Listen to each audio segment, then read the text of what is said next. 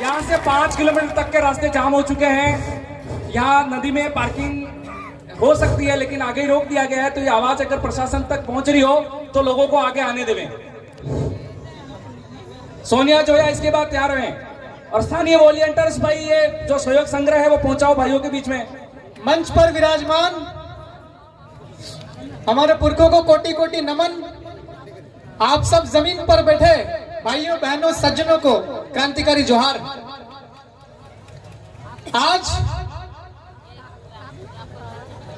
पूरे भिल प्रदेश राष्ट्र का आदिवासी महासम्मेलन में, क्योंकि कार्यक्रम का नाम है आदिवासी महासम्मेलन पूरे भिल राष्ट्र के हिसाब से, और ये हो रहा है बेणेश्वर धाम पर, तो निश्चित तौर पर दो बातों पर ज्यादा विचार मंथन किया जाना चाहिए। वो दो बातें, एक तो आदिवासियों की समस्याएं क्या है और दूसरा यह बेणेश्वर धाम क्या है और यहाँ क्या चल रहा है। अगर भील कौम की बात की जाए तो जो भील समाज है, भील ट्राइब है, इसकी भील की उप जनजातियां हैं।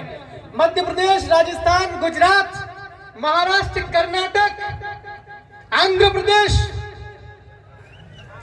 और रेगिस्तान के उस पार भी पाकिस्तान में भी, असम में भी, ईस्ट इंडिया में भी भील बसा हुआ है। अब मैं थोड़ा कानून के हिसाब से बताऊं, हमने कुरान भी पढ़ने में आता था, वकालत में और बाइबिल भी पढ़ने में आता था। पूरी दुनिया का सबसे बड़ा मजहब है, उसका नाम है ईसाई।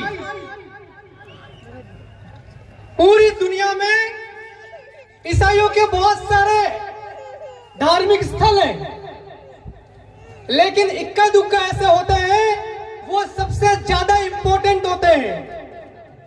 एक दो स्थल ऐसे होते हैं वो ज्यादा सबसे ज्यादा वैल्यू वाले होते हैं।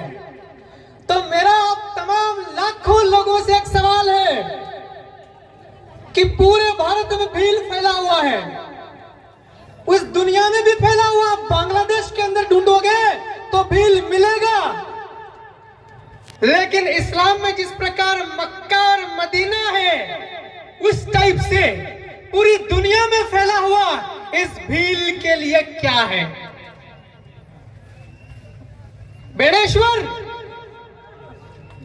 तो जो सीनियर साथी लोग सज्जन विचारक हैं, आपसे मेरा विनती है जब आपका बारी आए तो ठीक से समझावे।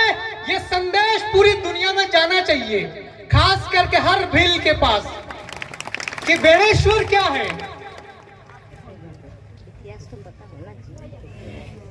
ईसा मसीह का देख लो, चाहे बेथलेहम होए चाहे यरूशलेम होए, एक समय ऐसा आता है पूरी दुनिया के ईसाई लोग इकट्ठा होते हैं। क्रिसमस का त्योहार आता है, सारे ईसाई लोग उसको मनाते हैं। तो हमारे समाज ये भील कौम है, भील कम्युनिटी सबसे पुराना है, सबसे प्राचीनतम समाज है। क्या इस समाज के अंदर में जो कमियां हैं, गड़बड़ियां हैं, खामियां हैं, इसको ठीक कौन करेगा?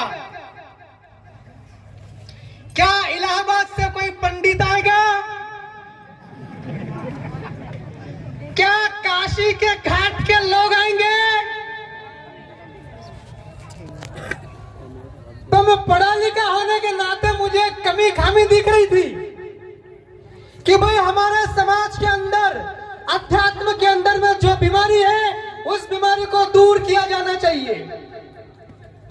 बहुत बड़ी बीमारी तो नहीं है, लेकिन हमारा जो अध्यात्म प्राचीनतम है, प्रकृति को मानने वाला समाज है, इस प्रकृति को मानने वाले समाज के अंदर में लोगों ने, गैर आदिवासियों ने समाज की आध्यात्मिकता को प्रदूषित करने का काम किया। इस प्रदूषण को दूर करने का काम करना पड़ेगा। हमारी संस्कृति को शुद्धिकरण होना चाहिए।